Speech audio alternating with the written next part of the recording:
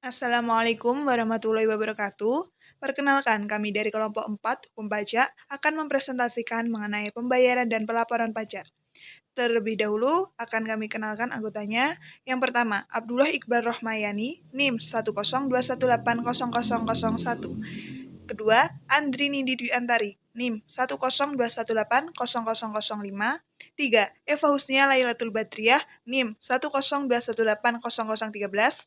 Empat, Fahmi Syairuddin Akbar, NIM 102180014. Lima, Ifrohul Kholakna, NIM 102180016. Di sini saya akan menjelaskan poin pertama dan poin kedua. Poin pertama, yaitu aset yang harus dilaporkan. Berdasarkan Peraturan Dirjen Pajak Nomor per 30-PJ-2017, ada beberapa komponen harta yang wajib dicantumkan wajib pajak dalam SPT tahunan, yaitu 1. Harta pada laporan SPT tahunan sebelumnya.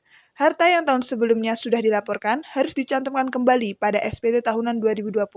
Namun, jika harta tersebut sudah dijual, Anda tidak perlu lagi mencantumkannya di SPT. 2. Aset alat transportasi. Alat transportasi yang menjadi hak milik Anda atau badan juga harus dicantumkan dalam SPT, baik itu sepeda motor, mobil, kapal pesiar, helikopter, dan sebagainya. 3. Kas dan setara kas. Kas dan setara kas pada poin ini dapat berupa tabungan, uang tunai, reksadana, deposito, giro, serta instrumen investasi lain. 4. Harta tidak bergerak. Barang elektronik, furniture berharga, atau benda koleksi bernilai tinggi dapat dikategorikan sebagai harta tidak bergerak dan harus dicantumkan dalam SPT tahunan. 5. Perhiasan. Barang koleksi atau investasi yang termasuk perhiasan bernilai tinggi seperti logam mulia, berlian, intan, dan batu mulia lain. 6. Tanah dan bangunan. Tanah bangunan tempat tinggal, tempat bisnis seperti toko, pabrik, gudang, ruko, atau rumah kontrakan. Poin kedua, yaitu syarat-syarat pembayaran dan pelaporan pajak. Formulir SPT adalah dokumen yang wajib kita isi saat ingin melaporkan pajak. Ada 3 jenis formulir SPT tahunan 2020 yang dibedakan berdasarkan status kepegawaian, sumber pendapatan, dan jumlah pendapatan dalam setahun, yaitu 1. Formulir 1770SS untuk pegawai dengan total penghasilan kurang dari 60 juta per tahun. Dalam formulir tersebut terdapat beberapa kolom yang harus diisi, seperti kolom identitas pribadi, pajak penghasilan, daftar harta dan kewajiban, pernyataan, dan lampiran tambahan misalnya bukti potong pajak atau laporan amnesti pajak lengkap. 2. Formulir 1770S dan lampirannya. Formulir ini diperuntukkan bagi pegawai yang memiliki penghasilan lebih dari 60 juta per tahun. Bagian yang harus diisi pada formulir SPT ini meliputi identitas penghasilan kena pajak, PPh terhutang, kredit pajak, dan pernyataan. Adapun lampiran tambahan yang harus disertakan oleh wajib pajak pengguna formulir 1770S terdiri dari bukti potong pajak, surat kuasa, lampiran zakat, dan lembar perhitungan. 3. Formulir 1770. Formulir ini khusus untuk pemilik badan atau pegawai dengan sumber pendapatan lain. Dokumen yang diperlukan adalah 1. Penghasilan lain di luar satu pemberi kerja. 2. Bukti potong 1721A1 atau A2 jika ada, neraca dan laporan laba rugi apabila menggunakan pembukuan, dan rekapitulasi bulanan peredaran bruto dan biaya apabila menggunakan norma. Demikian yang dapat saya sampaikan, selanjutnya akan dilanjutkan oleh rekan saya. Selanjutnya saya akan mempresentasikan cara pembayaran dan pelaporan pajak. Pembayaran dan pelaporan pajak dapat dilakukan dengan menggunakan fasilitas sistem pembayaran online. Dilaksanakan melalui teller bank, persepsi devisa, persepsi online, atau menggunakan fasilitas alat transaksi yang disediakan oleh bank, persepsi devisa, persepsi online. Selanjutnya, cara pembayaran melalui teller bank. Yang pertama, yang A adalah wajib pajak atau WP mendatangi teller bank dengan membawa yang pertama adalah surat setoran atau SSP yang telah diisi secara lengkap dan benar atau data lengkap yang benar tentang A. Nomor pokok wajib pajak, B. Kode mata anggaran penerimaan atau MAP sesuai dengan jenis pajak yang dibayar, C. Jenis kode setoran atau KJS sesuai dengan jenis setoran pajak yang akan dibayar, D. Nomor ketetapan sebagai tercantum dalam SKPKB, SKPKBT, atau STP yang akan dibayar. E. Masa pajak yang menunjukkan periode kewajiban pajak yang akan dibayar. Dan yang kedua, ini adalah alat pembayaran senilai pajak yang akan dibayar. Selanjutnya adalah yang poin B, wajib pajak menyajikan SSP yang telah diisi secara lengkap dan benar atau data yang lengkap dan benar, serta alat pembayaran sebagaimana dimaksud dalam angka 1 huruf A dan B di atas kepada teller bank persepsi atau devisa persepsi online. Selanjutnya yang C, wajib pajak menjawab kebenaran identitas wajib pajak tentang nama wajib pajak dan alamat wajib pajak. Yang D, wajib pajak menerima kembali SSP yang telah disahkan dengan tanda tangan petugas teller dan cap bank serta diberi nomor transaksi pembayaran pajak atau NTPP dan atau nomor transaksi bank NTB dan atau SSP yang dicetak oleh bank yang telah diberi NTP atau NTB dari teller. Selanjutnya yang E, wajib pajak memeriksa kebenaran SSP yang diterima dari teller. F, wajib pajak melaporkan SSP ke KPP sesuai dengan ketentuan yang berlaku. Selanjutnya adalah cara pembayaran pajak menggunakan fasilitas alat transaksi bank. Yang pertama adalah A, wajib pajak mendatangi alat transaksi bank dengan membawa data yang lengkap dan benar tentang B, wajib pajak membuka menu pembayaran pajak. Yang ketiga, wajib pajak mengisi elemen dalam tampilan dengan data sebagaimana dimaksud huruf A di atas secara tepat, lengkap, dan benar. Selanjutnya, wajib pajak meneliti identitas wajib pajak yang terdiri dari nama dan alamat WP yang muncul pada tampilan. Apabila identitas wajib pajak yang terdiri dari nama dan alamat WP pada tampilan tidak sesuai dengan keadaan sebenarnya, maka proses berikutnya harus dibatalkan dan kembali kepada menu sebelumnya untuk mengulang pemasukan data yang diperlukan. Selanjutnya, wajib pajak mengisi elemen data lainnya yang diperlukan dalam tampilan berikutnya secara tepat. Selanjutnya, wajib pajak mengambil SSP hasil keluaran fasilitas alat transaksi bank. Selanjutnya, wajib pajak memeriksa kebenaran SSP yang diperoleh. Dan yang terakhir, wajib pajak melapor SSP ke KPP sesuai dengan ketentuan yang berlaku. Dan yang terakhir adalah cara pembayaran pajak menggunakan fasilitas alat transaksi bank. Pembayaran melalui CMS dilakukan sesuai dengan kesepakatan antara bank dan nasabah atau wajib pajak sepanjang sistem yang menangani jenis pelayanan ini terhubung secara online dengan kantor pusat Direktorat Jenderal Pajak. Baik teman-teman, di sini saya akan melanjutkan apa yang sudah disampaikan oleh teman saya sebelumnya. Di sini saya akan menjelaskan sedikit mengenai fungsi, tujuan, dan kegunaan pembayaran dan pelaporan pajak. Nah, pajak itu memiliki peranan yang sangat signifikan dalam kehidupan bernegara, khususnya dalam pembangunan. Jadi pajak itu merupakan sumber pendapatan negara dalam membiayai seluruh pengeluaran yang dibutuhkan, termasuk pengeluaran untuk pembangunan.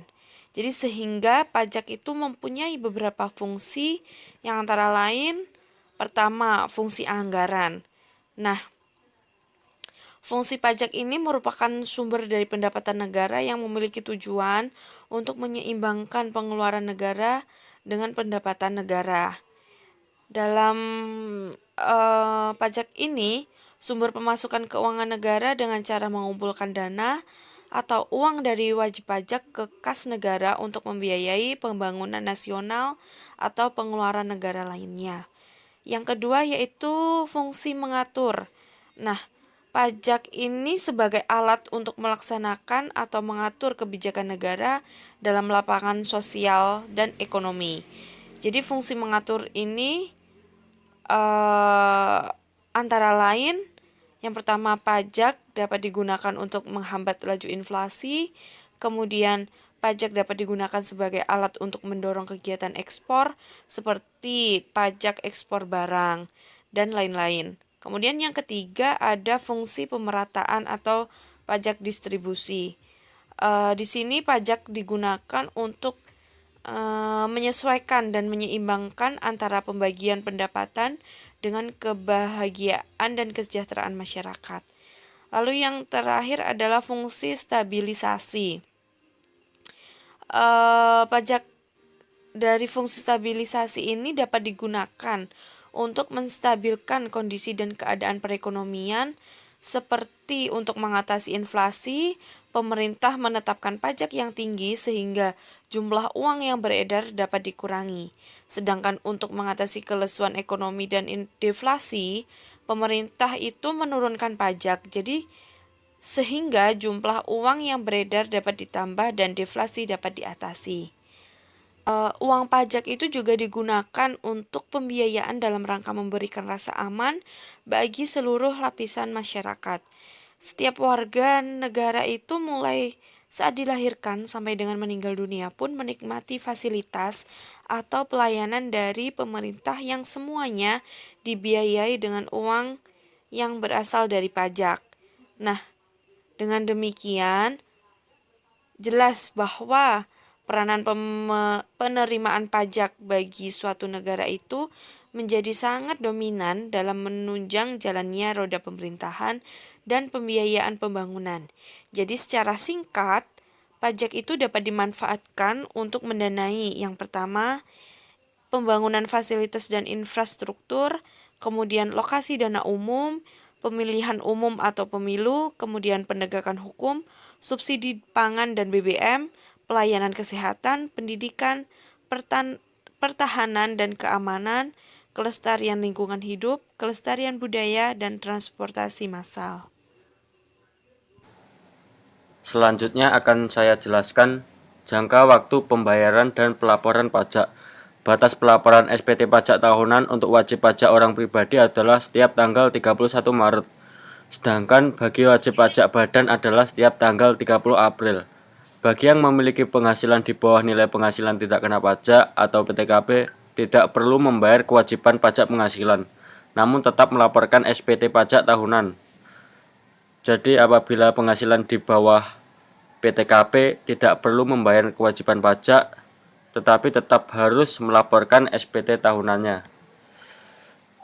Penyetoran pajak yang pertama, PPh pasal 4 ayat 2 yang dipotong oleh pemotong pajak penghasilan harus disetor paling lama tanggal 10 bulan berikutnya setelah masa pajak berakhir, kecuali ditetapkan lain oleh Menteri Keuangan. PPh pasal 4 ayat 2 yang harus dibayar sendiri oleh wajib pajak harus disetor paling lama tanggal 15 bulan berikutnya setelah masa pajak berakhir, kecuali ditetapkan lain oleh Menteri Keuangan. Yang ketiga, PPh pasal 15 yang dipotong oleh pemotong PPh harus disetor paling lama tanggal 10 bulan berikutnya setelah masa pajak berakhir. Yang keempat, PPh pasal 15 yang harus dibayar sendiri harus disetor paling lama tanggal 15 bulan berikutnya setelah masa pajak berakhir. PPh yang kelima, PPh pasal 21 yang dipotong oleh pemotong PPh harus disetor paling lama tanggal 10 bulan berikutnya setelah masa pajak berakhir. Selanjutnya, pelaporan pajak. Wajib pajak orang pribadi atau badan, baik yang melakukan pembayaran pajak sendiri maupun yang ditunjuk sebagai pemotong atau pemungut PPh, sebagaimana yang dimaksud dalam pasal 2 ayat 1, ayat 2, ayat 3, ayat 4, ayat 5, sampai ayat 12, wajib menyampaikan surat pemberitahuan masa paling lama 20 hari setelah masa pajak berakhir. Selanjutnya, sanksi yang diberikan jika wajib pajak belum melakukan pembayaran dan pelaporan pajak. Sanksi yang pertama yaitu sanksi administrasi. Ada 3, sanksi administrasi berupa denda, sanksi administrasi berupa bunga, dan sanksi administrasi berupa kenaikan. Yang kedua, sanksi pidana. UU KUP menyatakan bahwa pada dasarnya pengenaan sanksi pidana merupakan upaya terakhir untuk meningkatkan pajak. Sanksi keterlambatan pelaporan SPT tahunan 2021. 1. Denda 100.000 bagi wajib pajak yang terlambat melaporkan SPT tahunan PPh 21. 2. Denda Rp1.000.000 bagi badan atau perusahaan yang terlambat melaporkan SPT tahunan atau tidak melaporkan SPT tahunan PPh 22. 3. Denda Rp500.000 sebagai sanksi administratif keterlambatan penyampaian SPT masa pajak pertambahan nilai. Yang keempat, denda Rp100.000 untuk keterlambatan surat pemberitahuan masa lainnya. Aturan pengecualian yaitu yang pertama, wajib pajak yang sudah meninggal dunia. Yang kedua, menjadi korban bencana alam. 3. Warga negara asing yang sudah tidak tinggal di Indonesia. Dan yang terakhir, orang yang sudah tidak bekerja atau tidak lagi memiliki usaha dibebaskan untuk tidak melaporkan SPT tahunan. Yang terakhir, pengembalian pendahuluan kelebihan pajak kepada wajib pajak yang memenuhi persyaratan. Wajib pajak yang memenuhi persyaratan tertentu yang dapat diberikan pengembalian pendahuluan kelebihan pembayaran pajak adalah: yang pertama, wajib pajak orang pribadi yang tidak menjalankan usaha atau pekerjaan bebas. Yang kedua, wajib pajak orang pribadi yang menjalankan usaha atau pekerjaan bebas dengan jumlah peredaran usaha yang tercantum dalam SPT tahunan PPh kurang dari Rp1.800.000.000 dan jumlah lebih bayarnya kurang dari Rp1.000.000 atau paling sebanyak 0,5% dari jumlah peredaran usaha yang tercantum dalam SPT tahunan PPh tersebut. Yang ketiga, wajib pajak badan dengan jumlah peredaran usaha yang tercantum dalam SPT tahunan PPh paling sebanyak Rp5 miliar dan jumlah lebih bayarnya kurang dari Rp10 juta atau, dan yang terakhir, pengusaha kena pajak yang menyampaikan surat pemberitahuan masa pajak pertambahan nilai dengan jumlah penyerahan untuk suatu masa pajak paling banyak Rp400 juta dan jumlah lebih bayarnya paling banyak Rp28 juta.